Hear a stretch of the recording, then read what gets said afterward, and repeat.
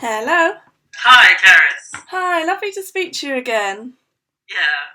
Thank you for doing this, by the way. I promise I won't take up too much of your time. Okay, that's great. I just left a video message for you, actually saying I've got a PhD transfer thing by Skype in half an hour. So That's fine, we'll totally be okay, done by then.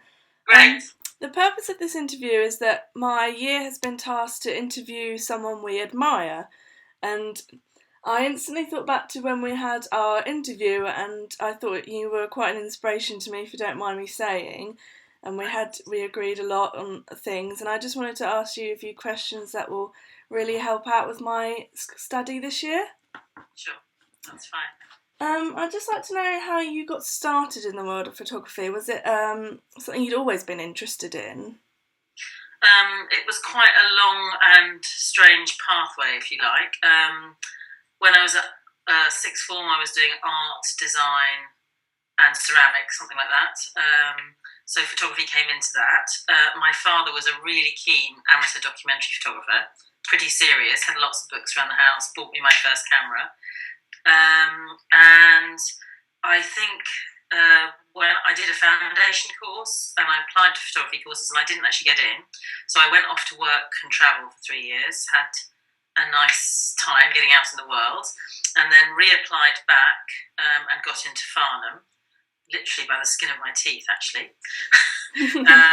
And we had amazing teachers there, Martin Parr, Paul Graham, Karen Knorr, and the kinds of things they were talking about, I mean, they just really fitted in with my interests, and they were really promoting this idea that it was more interesting to photograph what was on your doorstep than, travel miles or look for newsworthy subjects, and that really suited me. I was very interested in, although I wasn't a big reader at the time, I was very interested in storytelling. Ah, yes. You're quite you use the documentary style a lot, don't you? Because you did Workstations, that series, and you've done Cockroach Diaries. So is how you learnt photography influenced the fact that you tend to use documentary style often? I love the documentary approach. I originally would have called myself a documentary photographer, and some people still would say that, but I think my practice is probably broader than that. And so I think of myself as a storyteller, as I said, in photography. But documentary has a sense that it needs to get out in the world and tell people things. There are some amazing documentary photographers, and they are the people who originally influenced me in the books that my father had. And I don't lose interest in those people. And then the more contemporary people, like Martin Parr and Paul Graham and Karen Knorr, also sort of maintain my interest. And I think also the kind of interest that those people had in humour and irony, I found very engaging, and the fact that you can get that into documentary photography. I think I like the fact that it goes out to a lot of people. It's not, if you like, a high art form. And although I absolutely love, art-based photography and often exhibit my work, I think it's important. The fact that it goes out as a documentary story means you see it on the Daily Mail online, or in a gallery, or in a fashion magazine, even. So it just goes about the place. Yes, I did read that there was the recent article on your Workstations on the Daily Mail. Yeah. And you were quoting as saying that you wanted to modern update that series, but you think it would be hard because companies would not let you in as such. Do you think that's something that's developed in the modern as documentary style kind of modernises? That's going to be a struggle for the genre itself.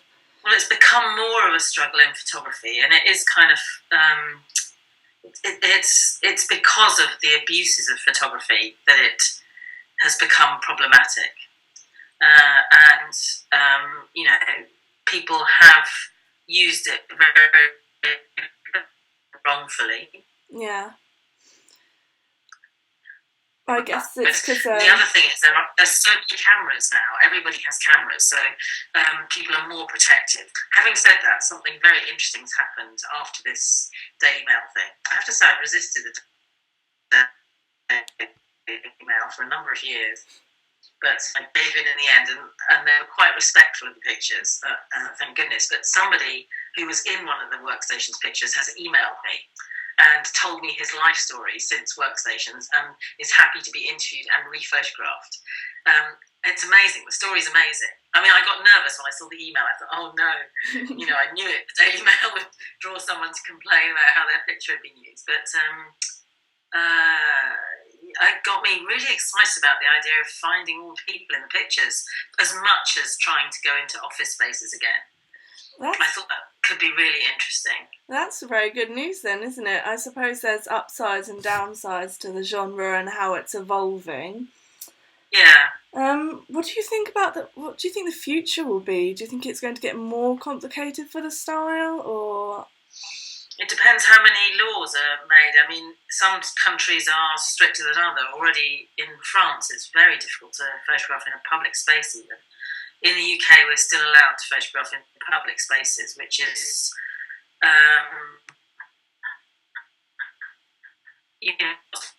arguments about people about this.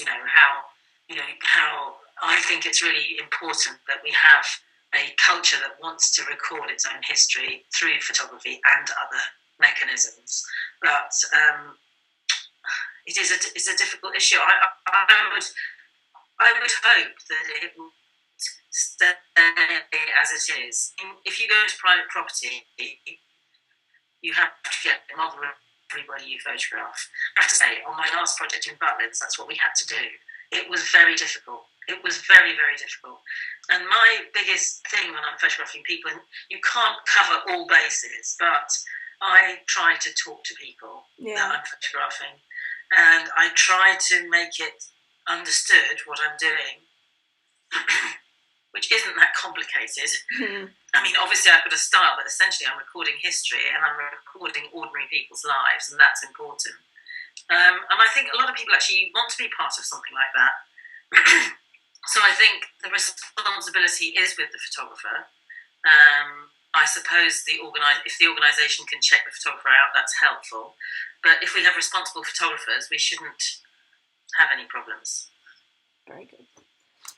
Moving on to kind of a general kind of history of your career, what would you say was your biggest success in your working life? Well, there's lots of different things. I mean, I was part of a team of people, but I was one of the leaders in a team of people who have developed photography education in India. I think that's a pretty big success. Wow, yeah. And it's kind of spiralling, which is great. In terms of my own work, well, you kind of measure success in odd ways. Do you know what I mean? I have ambitions. I mean, I've only had a couple of solo museum shows, for example. So my next ambition would be to get in a bigger solo museum show, and that would be a big success. But that's just how you push your career on. In terms of bodies of work, I think probably the most powerful body of work I've done is the Zwarte Piet series, which is almost out of character in terms of the fact that most of my work is done in the south of England. But I think it's the most pertinent politically. Visually, it's very strong. But I don't know, being in the Deutsche Borders Prize was a great success, being shortlisted. Oh. That's really, really good. Yeah, I suppose it's difficult to kind of measure what you see as a success, because sometimes I find I'm very proud of a project I've done, but it doesn't have the same success as a different project that I perhaps was not keen on. So I suppose sometimes it's down to personal taste, and sometimes it's down to how everyone else has viewed it. But that's I mean, you have to think of success in different ways. There's your own personal success, and maybe there's a kind of public career-based success. Yeah, that's it. Yeah. I mean, I'm really glad that Workstations is still being noticed. I mean, that's extraordinary as far as I'm concerned. Yeah, well, it was a good series. I liked it. Do you think you have perhaps a failure or something that didn't go to plan that you've learned from over the years? God, everything, almost everything. If you don't have failure, there's no way you're going to have a project. Oh. I mean, every failure breeds a success. So, for example, in my workstation series, I really wanted to photograph a woman in a typing pool. And there were only women those days in the typing pools. So, they wouldn't let me in because women were on piecework, which meant they, one letter, 1 penny sort of thing, and I would have put them off. So they gave me this video. I went home really disappointed, photographed off the video, almost didn't bother processing the films. It's not exactly an accident, but it's.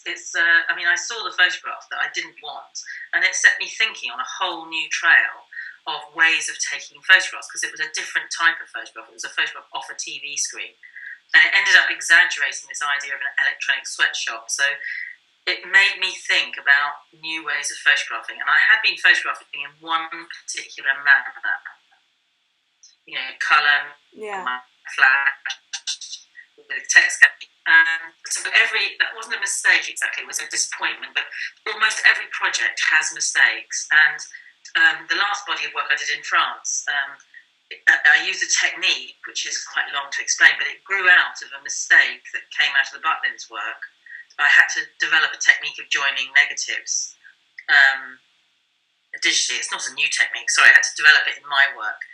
And so I've started developing a new way of working based on investigating time in photography through joining images that happen over a sort of 4 to 6 hour period in one place.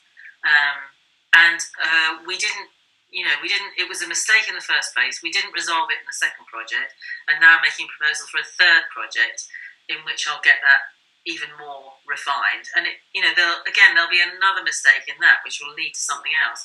Mistakes are absolutely vital. And in fact, my MFA students who just started this week have to get used to the idea very, very quickly on their MFA course that the whole of the first semester is about failure. Experiment and fail. That's interesting. So it's a really vital part of life, isn't it? Yeah, so it's in a way, a project is never perfect. There has to be some kind of failure or something you wish you could rectify in order to go on and create more work and better work. So if you think of how society is, it's absolutely desperate actually for young people. We've got more and more obsessed with exams, A stars, SATs tests, points for SATs tests. SATs tests aren't even really to do with kids, but they end up being to do with kids. And people talk about success all the time. I mean, it's scary, actually. Yeah, they crave for it. I mean, in a way that they used to crave for money in the 80s, and then I think it comes from the 80s actually. Money and success. It's pretty grotesque, and it's nothing to do with what life is about. And if you carried on like that, it would be like a waste. So I'm excited by the idea of failure. That's interesting. Actually, I quite like that. I noticed recently that you did the takeover of the Women in Photo account on Instagram, which was lucky as I'd followed it about a week before you did the takeover, so that was very lucky. Oh, right at the beginning then. Yeah. I was just wondering if that's something that you're interested in, is the promotion of women in photography, because I personally believe that the number of women photographers is growing, but the coverage of women in photography is still sided by men. That's exactly right. It's a very good observation. And that's why we started, actually, I'm part of the team that's involved in the Women in Photography thing, and we have a conference at Tate Modern, which you should buy a ticket for quickly because it's selling out. Oh, I will. Called Fast Forward Women in Photography. And it's on the 6th and 7th, I think, of November. It's a Friday and a Saturday. And we started, myself and Karen Noor, and then a team from UCA and the Tate and LCC started this because we know there are a lot of women in photography, and there's a hell of a lot of women in photography education. But you're right, they are not able to network in the same way that the men can. we still haven't got around some of the corners, the myths of photography, that the sort of what I call the heroic myths of photography. The photographer as hero idea, which is also a nonsense. And as well as that, there's a process that happens. And I've thought about this just because I heard a woman on Radio 4, a professor from Oxford University, talking about classical music, women in classical music, and there don't seem to be any in the history. And as a professor in that area, she said there are lots of women in classical music in the history, but something happens that initiates the process of forgetting. So somehow or other, these women who have been pretty important in histories of photography just get erased slowly. Now, there isn't really any research on this, so I've only just started thinking about what it could be about. And I mean, one obvious thing is, and this is only pertinent in certain places. One obvious thing is, a lot of women have children, and it is still primarily the woman's role. It ends up being a woman's role to look after these children, and you can end up being quite cut off. And believe me, if you're not seen to be looking after your children properly as a woman, you are a witch, basically. Yes. So I mean, that's not the same in Scandinavia, because they're very, very good childcare in Scandinavia. And actually, if you look at the recent history of Scandinavian photography, a lot of the big names are women. Oh. So I think it does have a lot to do with it. But I think it's complex. I also think, I have a horrible suspicion that women don't help each other very much. Yes, that's what I've been thinking too. Is perhaps maybe there should be some kind of place to go organisation that helps to promote us a little bit more. Yeah, but I think we need to think about it ourselves as to why that might be, and create some challenges for ourselves that would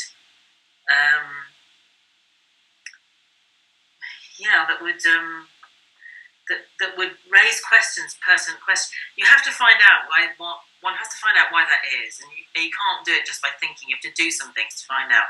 I mean, there was an agency for women photographers called Format in the 80s, 70s and 80s. They were fantastic, but they weren't mega successful like Magnum or VU or all those kind of agencies. Yeah, there just seems to be some invisible barrier that just prevents the continuation in a way. It's strange. And I think it's as much about us investigating ourselves and finding ways of questioning the society as it is about the society itself. Yeah, because but it is an interesting topic. I mean, Karen Knorr did comment on one of your Instagram posts saying that women photographers make long-term commitments to issues and people they photograph over time. They are interested in death and how change confronts continuity in time. So I think we have made great strides. But you are right in that there is some kind of force, and we need to do more to truly show what we bring to photography. Yeah. Okay. Oh, but you've also been panelling the photography show, haven't you? You did that. Did you do it last year? Doing what? The photography show. What's the photography show? Oh, it says there's the photography show. I think they're doing in Birmingham now. Oh yeah. Sorry, the photos. Yeah, sorry. God, we are doing something mega up there. I have to find a way of passing this on to people, because Natasha Caruana and I have a stand at the photo show. So we're going to do something on a stand. We're going to do a series of talks. We're doing a networking event. We're doing 4 live events on their stages. And we're going to try and be challenging without being offensive. Well, it's a very fine line, isn't it? Natasha's proposed some pretty offensive things that I think won't go down. But anyway, we're going to try, and because it's such a macho event. Have you ever been to it, the photo show? I'm hoping to go this year. Oh, good. Well, that's good. Come to our live event. Oh, I will do. That's how I found out about it. Was hoping to see you. You'll be shocked when you go there. It's a lot of guys with waistcoats with pockets and equipment. Yeah. And there's a lot of women posing on. I mean, it's really shocking. Yeah, I suppose it would be. It makes you test.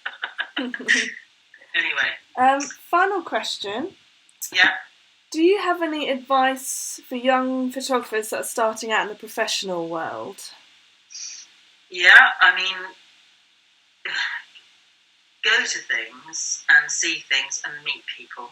I mean, really, I noticed that people do that less and less. It takes me a long time to sway people to come to Paris Photo or to the Arles Photography Festival and things like this. And they're just essential. I think we're going to Paris Photo this year. Is it you are? Yeah, is it November? Yeah, straight after our conference. I don't know, you go there, a talk there, you can start talking to people. I don't know, it's a vital networking event. In fact, Natasha Caruana has got some events that she's doing that's worth looking out for because they're educational events. Yeah, just talking to people. And I mean, if you talk to the people and kind of can get along with people, that is an absolute key. And you know your stuff. Do you know what I mean? You know people's photography, and I mean, we're always looking for people to help us, but you get a bit nervous. You don't. Some people can. I don't know. You need people to be incredibly nice and helpful and be able to be good with people generally to help. And once you're networked into something, I mean, you have to work a lot for free in photography because there's no money anywhere, but there is money as you go through. So the more you do to help people assist, get involved in things and what have you, the more likely you are to filter through to the people who get involved. And then I think you start to make your own way from being involved with people. So it's all about making that connection, really, isn't it? As many connections. Yeah, obviously you have to have good work. I mean, that's a kind of... And a lot of people also... There's a ethic with photography, again, because it's not very well paid. And it's kind of all around the clock, unfortunately. I mean, it's almost like, I mean, I just love photography, so... It's worth it, I suppose. I get all the people I'm with involved in it. My partner does all my framing. You know, and assists me sometimes, so it's all sort of, everyone has to be connected in some way. Well, that is great. Thank you so much. I shall let you get on with your day. And Can you just remind me where you're studying? I've forgotten. I'm at Coventry University. All right, so Anthony's your head of course. Yes. Yeah, good old Anthony. Yeah. Excellent. And you're doing your BA? Yes, BA in photography. Great. Okay, well, I'll see you at the photo show then. Yes, thank you so much. See you then. Okay, bye.